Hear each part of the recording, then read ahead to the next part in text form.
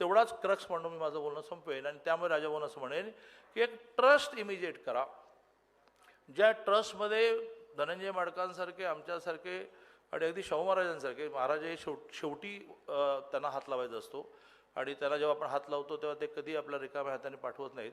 आम्ही तुम्हाला ट्रस्टमध्ये वर्षभर तुमच्या 5,000 लोकांनी मुलींचं शिक्षण, मुलींचा खेळ जे करिअर होत चाललं आहे आणि तो कॉस्टली होत चालला आहे, आणि आरोग्य विषयामध्ये जे लागेल आत्ता कोरा कागद घ्या आणि त्याच्यावर माझी सही घ्या, तुम्ही जे जे म्हणाल ते देण्याची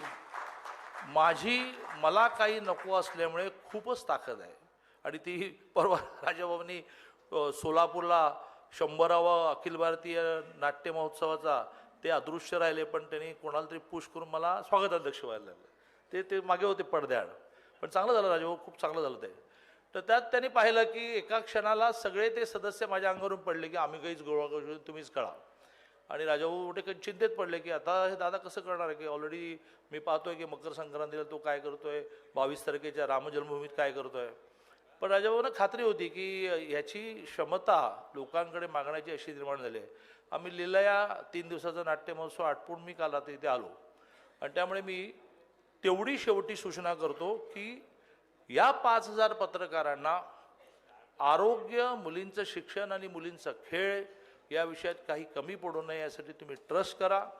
या ट्रस्टच्या माध्यमातून आपण ह्या सगळ्या, आणि त्याचं एक सेंट्रल कोऑर्डिनेशन करा, हळूहळू ते विभागीय करा की विभागाने, जिल्ह्याने तुम्हाला ॲप्लिकेशन्स पाठवायची. तुम्ही म्हणायचं की हे आयुष्यमानमध्ये बसतं का, हे 20% धर्मादायमध्ये बसतं का. धर्मादाय म्हणजे मग सांगितलं की ज्यांना जागा गव्हर्नमेंट देते त्यांना 20% बेड्सचे मोफत द्यावे लागतात. तुम्ही म्हणायचं की बा तुमच्याकडे किती ट्रस्ट आहेत, 500 ट्रस्ट आहेत त्या माझ्या शेटेकडे, की ज्यांना आम्ही पोर्टलवर टाकतो की आम्हाला 42 लाखवालं एक ऑपरेशन करायचं आहे, पटापटा पैसे यायला लागतात. आणि मग तो म्हणाला तसं एका ऑपरेशनमध्ये 10 लाख कमी पडले, ते मी दिले. एका मुलीचा, रिक्षावाल्याच्या मुलीचा पाठीचा कणाच अख्खा बदलला, त्याला 42 लाख खर्च आला.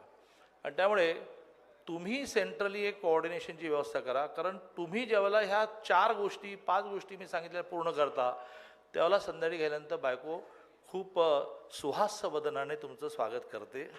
तुम्ही ज्यावेळेला संध्याकाळी जाता आणि सासूची औषधं आणायची विसरत नाही, पण पैसे नसल्यामुळे विसरलो असं म्हणता, त्यावेळेला तुम्हाला थंड चपाती खावी लागते, गरम चपाती मिळत नाही. आणि त्यावेळेला रात्री काही लिहायचं असतं, ते लिहिण्यासाठी डोकं चालत नाही, कारण बायको जी वागली त्याचा परिणाम असतो आपल्या सगळ्या बॉडी लँग्वेजवर. आणि त्यामुळे घराला समाधानी ठेवल्याशिवाय तुम्ही इफेक्टिव्ह पत्रकार होऊ शकत नाही. आणि ते समाधानी घराला ठेवण्यासाठी आम्ही सगळेजण समाज म्हणून, मी नाही, समाज म्हणून आणि सरकार म्हणून किती नवीन विषय आणा तुम्ही सरकारच्या विषयात. 14 ते 19 राजाभाऊंनी तुम्ही सगळ्यांनी पाहिलेलं आहे की त्याला कायद्याच्या चौकटीत बसून पूर्ण करणं. जसे मुलींचं 100% फीज आहे, अनेकांनी वेळात काढलं की शक्य आहे का, किती लागतील, आणि काही सांगतात लोक 5,000 कोटी लागतील. अरे थांब बाबा, मी काढतो ना आकडेवारी. म्हणजे 1,000 कोटी म्हटल्यानंतर तर मुख्यमंत्री 1,000 करून टाका. आणि त्यामुळे सरकारकडून वेगवेगळ्या मागण्या नियमामध्ये बसून मान्य करून घेण्याची माझी क्षमता आहे. माझी टीम त्या प्रकारे काम करते. रात्री 2 वाजता एकनाथजी म्हटल्यानंतर सकाळी 7ला माझ्या टीमने सुरुवात केली, किती पैसे लागणार आहेत, आणि तो शब्द देतो 2 दिवसाचं अधिवेशन यशस्वी व्हावं अशा प्रकारच्या शुभेच्छा देतो. आणि